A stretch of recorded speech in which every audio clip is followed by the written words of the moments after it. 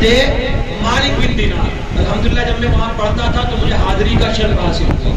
ان کا مزار شریف سمندر کے کنارے ہے، سمندر کے کنارے حضرت مالک بن دینار کا مزار ہے.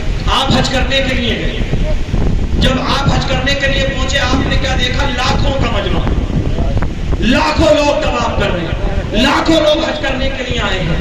آپ نے سوال کیا رب کی بارگاہ میں، اے اللہ تو نے سب کا قبول کر لیا ہے یا کوئی رہ گیا ہے جس کا قبول نہیں ہوا؟ آواز آئی، اے مالک بن دینار، لاکھوں کا حج قبول ہو گیا ہے لیکن ایک انسان ایسا ہے کہ جس کا حج قبول نہیں ہوا. آج اگر مسجدوں میں جا کر کے آوازیں آنے لگے نا، آوازیں بولے تیری قبول تیری نا قبول، تو اس کا ایک آدھی نکلے گا. اگر زکات دینے والوں کو یہ ندا آنے لگے کہ تیری زکات قبول ہو گئی تیری نہیں ہوئی، تو ایک آدھی نکلے گا جس کی قبول ہو رہی ہوگی. ارے جب حرام کمائی سے زکات دے گا تو وہ قبول ہوگی، بھائی کا حق مار کے زکات دے گا تو وہ قبول ہوگی. ٹھیک ہے نا؟ روزہ رکھنے والے روزہ رکھتے رہے، ایک آدھ دو ایسے نکلیں گے جن کے حج روزے قبول ہو رہے ہوں گے. ورنہ گالیاں بکنے والے، شراب پینے والے، غیبت کرنے والے، چغلخوری کرنے والے یہ کہیں کہ ہم روزہ رکھ رہے ہیں. حضرت مالک بن دینار نے سوال کیا، اے اللہ وہ کون شخص ہے جس کا تو نے حج قبول نہیں فرمایا گے؟ وہ کون سا انسان ہے؟ حضرت مالک بن دینار نے عرض کی، مولا مجھے اس انسان کا پتہ بتا دے، وہ کون انسان ہے، وہ کون سا شخص ہے کہ جس کا تو نے حج قبول نہیں کیا گے؟ وہ کون بد نصیب ہے کہ جس کا حج قبول نہیں ہوا گے؟ اللہ اکبر کبیرہ.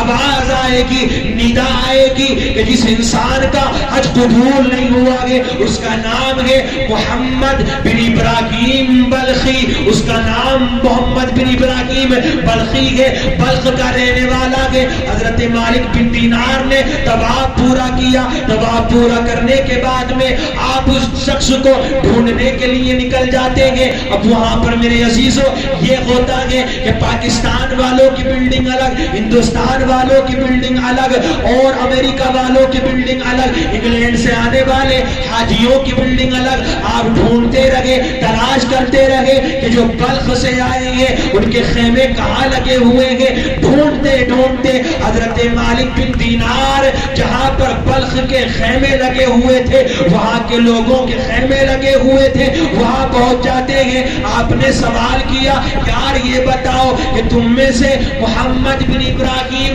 بلخی کون ہے؟ محمد ابراہیم بلخی کس کا نام ہے؟ کسی نے جواب دیا کہ جاؤ فلاں جگہ پر چلے جاؤ. ایک انسان ہوگا کہ جس کا ہاتھ کٹا ہوا ہے، ایک آنکھ سے اندھا ہے اور وہ اللہ کی عبادت کر رہا ہوگا، اسی کا نام ہے محمد بن ابراہیم بلخی. حضرت مالک بن دینار پہنچنے کے بعد میں پیٹھ پر ہاتھ رکھا. جیسی پیٹھ پہ ہاتھ رکھا نا حضرت مالک بن دینار نے، میرے عزیزوں سلام کیا. سلام کا جواب ملا، اس شخص نے جواب دیا اور آپ سے کہا، اے مالک بن دینار کیا یہ پوچھنے آئے ہو کہ میرا حج قبول ہوا ہے یا نہیں ہوا؟ حضرت مالک بن دینار فرماتے، یار میں نے تجھے پہلی بار دیکھا، تو نے مجھے پہلی بار دیکھا، یہ تو بتا کہ تجھے پتا کیسے چلا کہ میں یہی پوچھنے کے لیے آیا؟ میں تجھ سے یہی پوچھنے کے لیے آیا.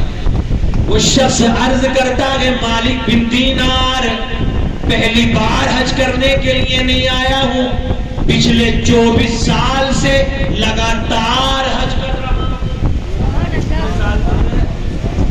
رکھنا حاجی بننے کے بعد اپنے آپ کو سب کو سمجھنے والے. یہ موضوع تھا نہیں میرا، لیکن میں نے سوچا کہ اس سے بہترین موقع نہیں ملے گا سمجھانے کے لیے. یہی کافی ہے آپ کو، ٹھیک ہے نا؟ نمازی بن کے اپنے آپ کو سب کچھ سمجھنے والوں، روزہ رکھنے کے بعد بھی سب کچھ سمجھنے والوں. ذرا سی اگر دو باتیں دین کی یاد ہو جائے تو اپنے آپ کو کسی مفتی سے کم نہیں سمجھ لیا. جینا حرام کر رکھا ہے اماموں کا. ایک مسئلہ یاد ہو جائے تو مسجد کے امام کی زندگی حرام کر دے گا. اگر پتہ بھی ہوگا نا، معلوم بھی ہوگا، یاد بھی ہوگا، زبردستی جا کر پوچھے گا. تو یاد رکھنا، اگر کسی عالم کا امتحان لینے کے لیے تم ایسا کر رہے ہو تو تمہاری قیامت میں اس کا حساب دینا پڑے گا. اس کا دو باتیں یاد کر کے اپنے آپ کو سب کچھ سمجھ لیا. وہ یار جنہوں نے اپنے 10-10 سال اور 15 سال اور 8 سال مدرسوں میں دیے گے تو مجھ سے بڑے جا کر کے بنتے ہیں۔ آج پھر جب بات آ گئی ہے تو میں یہ بھی بتا دوں آپ کو، آج بہت سارے مظلوم ہیں دنیا کے اندر، لیکن میری نظر میں سب سے بڑے ظالم بیچارے امام ہیں۔ میں خود امام ہوں، لیکن میں ساری چیزوں سے میں گزرا ہوا ہوں، گزر بھی رہا ہوں، ٹھیک ہے نا۔ اور جو امام ہے وہ اس چیز کو جانتے ہیں کہ ان کو کن کن پریشانیوں کا سامنا کرنا پڑتا ہے، لیکن یاد رکھنا مسجد کے امام کو، اب بہت سے لوگ کہہ دیتے ہیں کہ امام کی تو ہے بیچارے، اے ملا کی دوڑ مسجد تک، ملا کی دوڑ مسجد تک، یہ کیا جانے بیچارے کسی بارے میں، یہ کیا جانے دنیا داری کے بارے میں، یہ کیا جانے کسی چیز کے بارے میں۔ اور یاد رکھنا امام سے زیادہ کوئی نہیں جانتا ہے، امام سے زیادہ کوئی نہیں جانتا ہے۔ اس کے بھی دل میں خواہشیں جنم لیتی ہیں، اس کی بھی تمنائیں ہوتی ہیں، اس کے بھی دل میں ارادے ہوتے ہیں، لیکن اپنی خواہشات کو مارنے کے بعد میں اپنے اساتذہ سے جو اس نے سیکھا ہے، اپنے ٹیچرز سے جو اس نے حاصل کیا ہے، اس پر عمل کرنے کے بعد میں وہ اپنی ساری خواہشات ختم کر دیتا ہے، صرف دین کی تبلیغ کے لیے، صرف دین کی تبلیغ کے لیے، دین کو حاصل کرنے کے لیے۔ اسی لیے اپنی مسجد کے اماموں کا ادب کرو، احترام کرو ان کا، ٹھیک ہے نا۔ ادب احترام کرو گے ان کا تو انشاءاللہ العزیز اللہ تمہیں اس کا اجر بھی عطا فرمائے گا، ٹھیک ہے نا۔ اور یاد رکھنا کسی کو اگر عالم سمجھ کر، میرے اعلیٰ حضرت کا فتویٰ بھی سن لو، فتاوی رضویہ میں یہ لکھا ہوا ہے، کسی کو عالم سمجھ کر کمتر سمجھتے ہو، توہین کرتے ہو، کمتر جانتے ہو، تو یاد رکھنا تم مرو گے تو ضرور، لیکن مسلمان ہو کر کے نہیں بلکہ کافر ہو کر کے مرو گے۔ آپ سمجھ لیا ہم نے اس چیز کو توہین کرنا، ٹھیک ہے نا۔ ایک چیز الگ ہے، ادب کرو اپنے علماء کا، ائمہ کا ادب کرو، یہ تمہاری رہنمائی کرنے والے ہیں۔ اب کوئی اللہ کا نبی نہیں آنے والا، اب کوئی اللہ کا ولی نہیں آنے والا، ہمیں صاحب کبھی آگے کبھی نہیں آئے، ہمارا کیا بھروسہ ہے۔ جو آپ کے پرماننٹ امام ہیں آپ کی مسجدوں میں، آپ ان کا احترام، ان کا ادب کرو، یہی آپ کی اچھا نکالنے اور رکھنے کے ذمہ دار تو سب بن جاتے ہیں، بولے ان میں یہ کمی ہے، تھوڑے سے موٹے ہیں، تھوڑے سے پتلے ہیں، تھوڑے سے کالے، ابے امام رکھ دیا ہے، پھر بات آتی ہے تو یہ بھی کہہ دینا چاہیے بھائی عثمان دیکھ رہے ہو، خوبصورت دیکھ رہے ہو، قیامت میں یہ چیزیں تو نہیں دیکھی جائیں گی نا، وہاں تو تقویٰ اور پرہیزگاری دیکھی جائے گی، تقویٰ اور پرہیزگاری دیکھی جائے گی۔ یہ چیز نہ دیکھو، یہ دیکھو کہ کس کے پاس میں کتنا اچھا علم ہے۔ لوگ کہتے ہیں سستے سے سستا لاؤ، سستے سے سستا لاؤ، 2000 والا 3000 والا، ابھی 3000 والا مانگا تو تیری نماز بھی اسی طرح ہوگی، پھر اسے پتہ ہی نہیں ہوگا کہ اس کی بھی ہو رہی ہے تمہاری بھی ہو رہی ہے۔ لوگ کہتے ہیں دین کے کام میں بھی پیسہ خرچ، ارے یار دین کا کام بھی بغیر پیسے خرچ کرے نہیں ہوگا۔ حج کرنے جاتے ہو دین کا کام ہے نہیں ہے، 5 لاکھ خرچ ہو رہے ہیں، 5 لاکھ زکات دیتے ہو دین کا کام ہے، ٹھیک ہے، تو زکات میں بھی کتنے پیسے جاتے ہیں، روزہ رمضان کا مہینہ آتا ہے کتنے اہتمام ہوتے ہیں، وہ بھی دین کا کام ہے، اور دیگر دین کے کام ہے۔ تو صرف دین کا کام وہی یاد آتا ہے کہ جہاں امام کو دینے کی بات آتی ہے۔ یاد رکھنا جب اپنے امام کا دل خوش رکھو گے، اپنے امام کو مطمئن رکھو گے، اپنے امام کی دیکھ بھال کرو گے، اگر اس سے محبت کرو گے تو وہ بھی آپ سے محبت کرے گا اور دل سے نماز پڑھائے گا، پھر اللہ آپ کی نماز کو بھی قبول کرے گا۔ ٹھیک ہے، میں واپس اس طرف آتا ہوں۔ عرض کرتا ہے، وہ شخص کہنے لگا محمد ابراہیم بلخی کہ آپ پوچھنے آئے ہو میرا حج قبول ہو گیا نہیں ہو گیا؟ یار پوچھنے نہیں آیا ہوں، مجھے کیسے پتا چلا؟ بولے 24 سال سے آ رہا ہوں حج کرنے کے لیے، 24 سال سے، جب بھی حج کر کے واپس جاتا ہوں طواف کرتا ہوں، الوداع طواف جو ہوتا ہے، ودا طواف جو ہوتا ہے، طواف کرنے کے بعد میں جانے کی کوشش کرتا ہوں۔ ہر سال ایک نہ ایک کوئی اللہ کا ولی آتا ہے اور یہی سوال کرتا ہے کہ یار یہ بتا اللہ نے تیرا حج قبول کیوں؟ یہی سوال کرتا، اللہ نے تیرا حج قبول کیوں نہیں کیا؟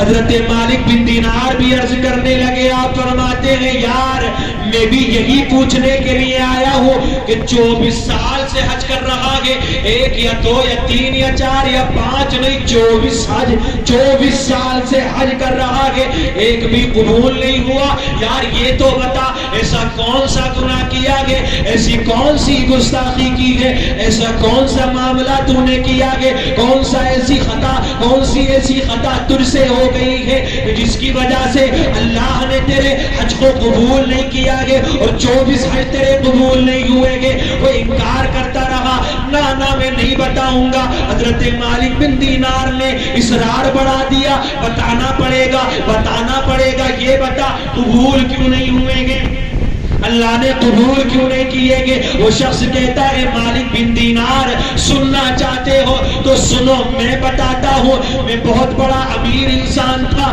مال و دولت کی میرے پاس میں کمی نہیں تھی، بہت جائیداد میرے پاس میں تھی، بہت ترقی یافتہ انسان تھا، مال کی کمی نہیں تھی، بہت مال اللہ نے دیا تھا، لیکن مال کا نشہ ایسا مجھ کو چڑھا کہ میں شراب کے نشے میں دھت ہو گیا، شراب نوشی کرنے لگا، زناکاری کرنے لگا، حرام کاری کرنے لگا، مال کا تکبر مجھے آ گیا، گھمنڈ مجھے آ گیا، غرور مجھے آ گیا، اپنے آگے میں کسی کو کچھ نہیں سمجھتا تھا، کسی کی اہمیت نہیں جانتا تھا۔ اور یاد رکھنا میرے عزیزو، آج بھی کتنے انسان آپ کو ایسے مل جائیں گے، چند پیسے آ جائے تو اپنے آگے کسی کو کچھ نہیں سمجھتے گے، کسی کو کچھ نہیں جانتے گے، کسی کی اہمیت کو نہیں جانتے گے۔ یاد رکھنا جب بھی اللہ نعمت دے، غرور نہ کرو، تکبر نہ کرو، گھمنڈ نہ کرو، بلکہ اللہ نعمت دے رب کی بارگاہ میں اپنی پیشانیوں کو جھکا دو۔ اگر تم ایسا کرو گے، میرے رب نے اعلان فرمایا وَلَئِن شَكَرْتُمْ لَأَزِيدَنَّكُمْ، اگر میں تمہیں اولاد دوں میرا شکریہ ادا کرو، اگر میں تمہیں مال دوں میرا شکریہ ادا کرو، اگر میں تمہیں عہدہ دوں میرا شکریہ ادا کرو، اگر میں تمہیں ترقی دوں میرا شکریہ ادا کرو، اگر میں تمہیں مال سے نوازوں میرا شکریہ ادا کرو، اگر تم ایسا کرو گے، میرا شکریہ ادا کرو گے، تو یاد رکھنا لَأَزِيدَنَّكُمْ، میں اس نعمت میں اور زیادہ برکتیں عطا فرماؤں گا۔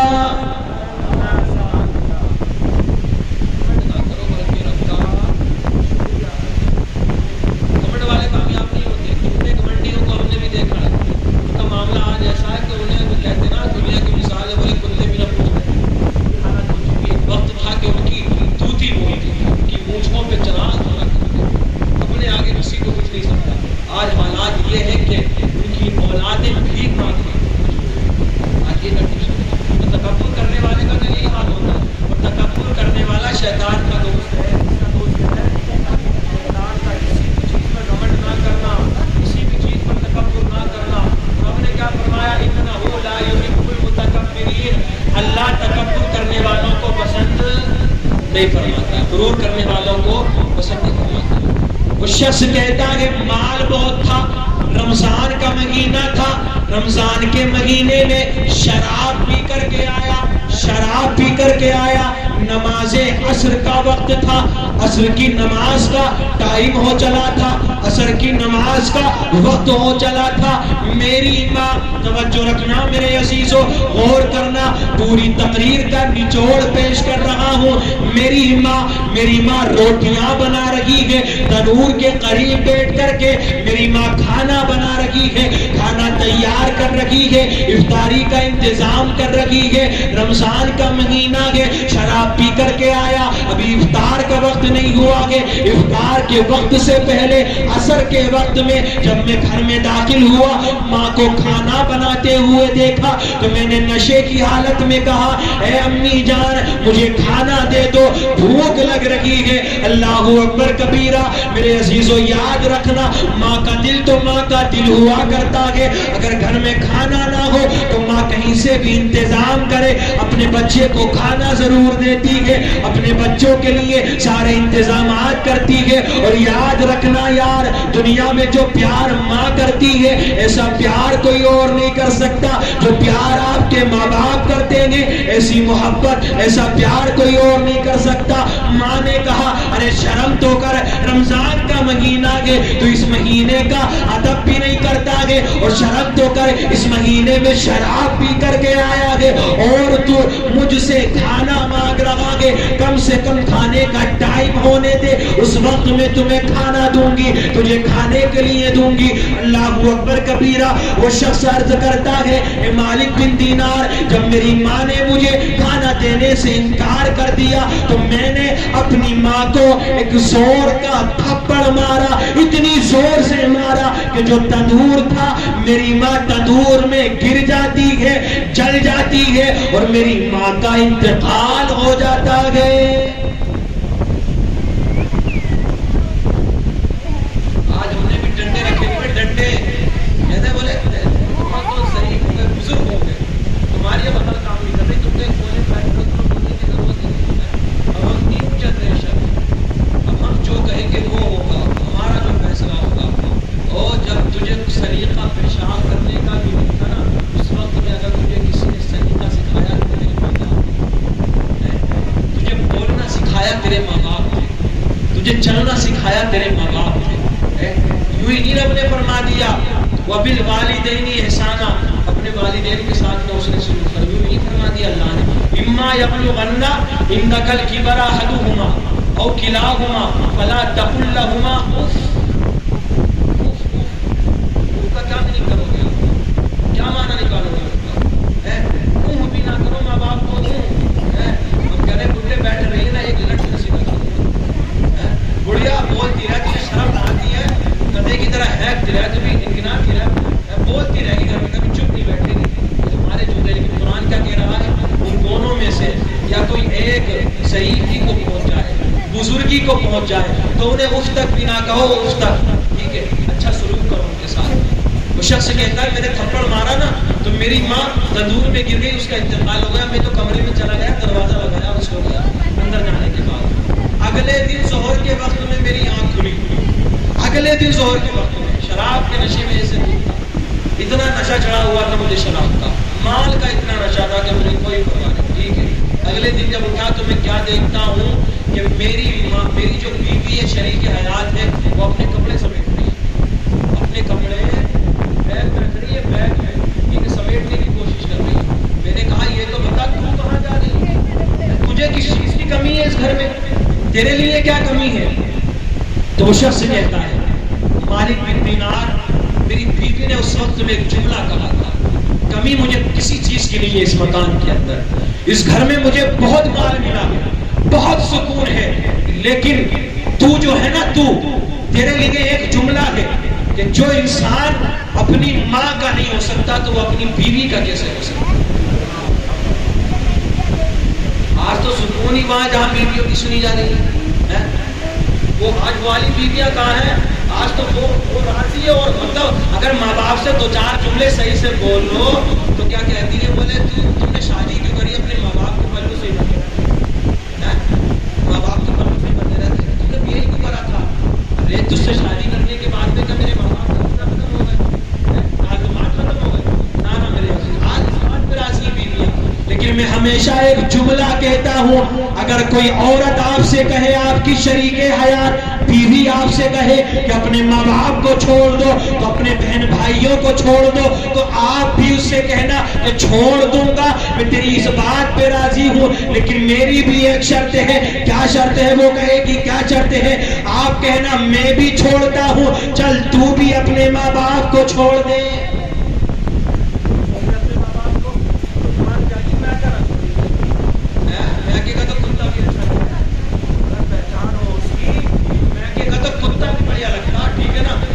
یہ والی شرط رکھ دو تم یار، گارنٹی کے ساتھ میں کہتا ہوں، اگر وہ تم سے کہتے کہ تم اپنے ماں باپ کو چھوڑ دو۔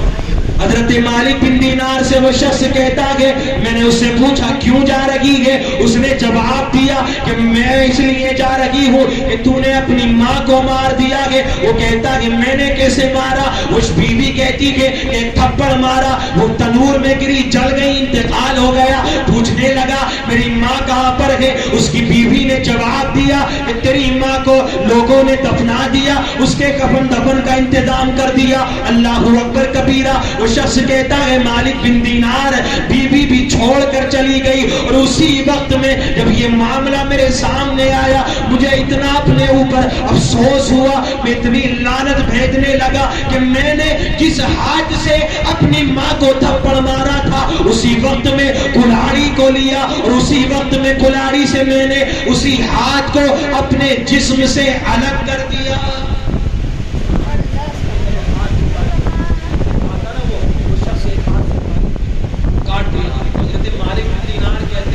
میں نے بھی اس کو ایک تھپڑ مارا اور اپنی آرام گاہ میں آ گیا. تو اتنا بڑا تو صاحب ہوتے یار, مارنا تو بنتا ہے, ٹھیک ہے نا, ٹھیک ہے, مارنا تو بنتا ہی بنتا اس کو.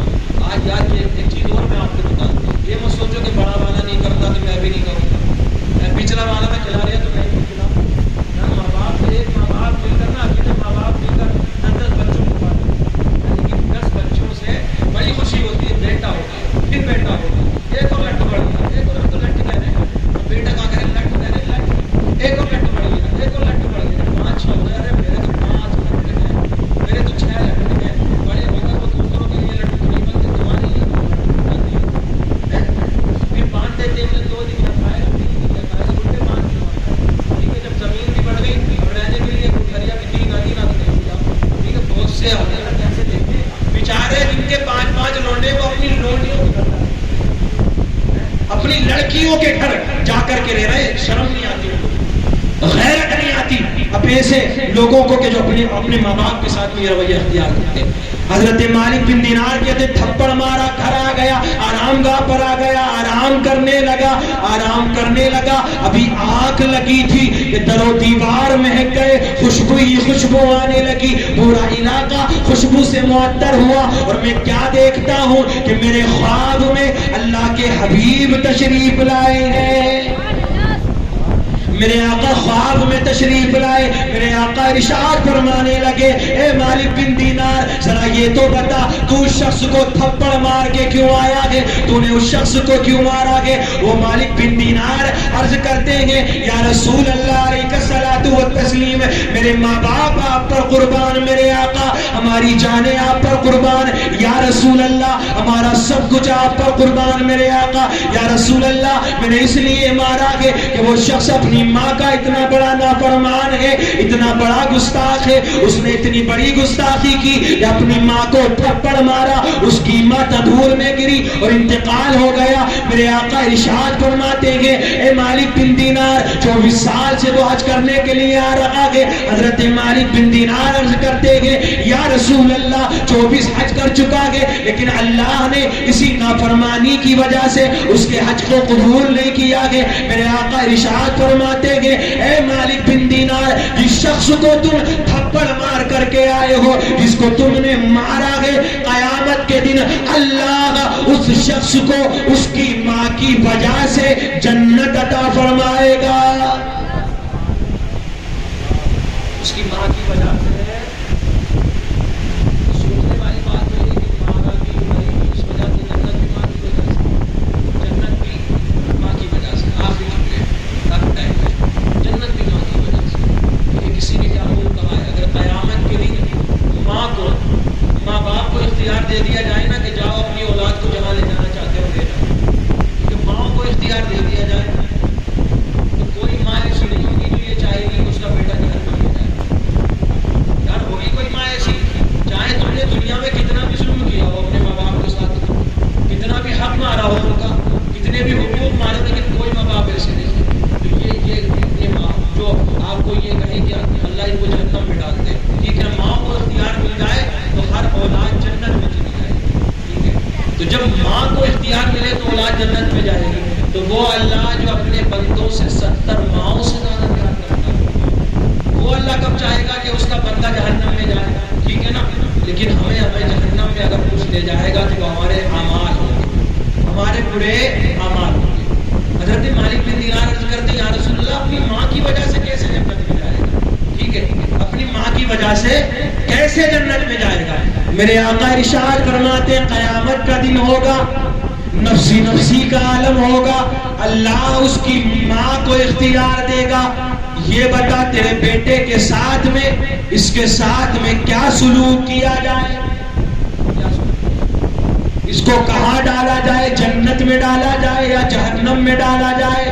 اس کی ماں کہے کہ مولا اس کے تو نے حج قبول نہیں کیے، اس کی نمازیں قبول نہیں کی، اس کے روزے قبول نہیں کیے، یہ 24 سال تک اپنا مال غریبوں میں بانٹنے کے بعد میں، اپنا گھر بار چھوڑنے کے بعد میں تیری عبادت کرتا رہا، تیری عبادت کرتا رہا، سجدوں پہ سجدے کرتا رہا، ذکر پہ ذکر کرتا رہا، لیکن مولا تو نے اس کا کوئی بھی عمل قبول نہیں کیا، صرف میری نافرمانی کی وجہ سے۔ اے اللہ میں چاہتی ہوں کہ اس کو جہنم میں ڈال دیا جائے۔ اللہ اکبر کبیرہ۔ یار دعا کیا کرو ہمارے ساتھ میں یہ معاملہ پیش نہ آئے، ہم اس پریشانی میں مبتلا نہ ہو جائے۔ یار قیامت کے دن جہاں ہمارے ماں باپ جائے، اور دعا یہ بھی کرو کہ اللہ ہمارے ماں باپ کو جنت عطا فرمائے، اور انہی کے صدقے میں اللہ ہمیں بھی جنت عطا فرمائے۔ وہ شخص وہ عرض کرے کہ اے اللہ اس کو جہنم میں ڈال دیا جائے، فرشتے گھسیٹنا شروع کریں گے، گھسیٹا جائے گا، گھسیٹتے رہیں گے۔ وہ شخص کہے گا اے میری ماں میں نافرمان ہوں، یہ بات سچ ہے، تیری نافرمانی کی گئی، میری وجہ سے تجھے تکلیف پہنچی ہے، لیکن ماں میں تیرا بیٹا ہوں۔ اے میری ماں تو نے مجھ سے بڑا پیار کیا تھا، بڑی محبت کی تھی، ماں مجھے یہ سزا نہ دلوا۔ دو چار جملے کہے گا۔ اب دیکھو ماں کا دل کتنا بولا ہوتا ہے، ماں کی ممتا کتنی جاگ اٹھتی ہے۔ ماں کہے گی اے اللہ میں نے اپنے اس بیٹے کو معاف کر دیا ہے، تو بھی اس کو معاف کر دے۔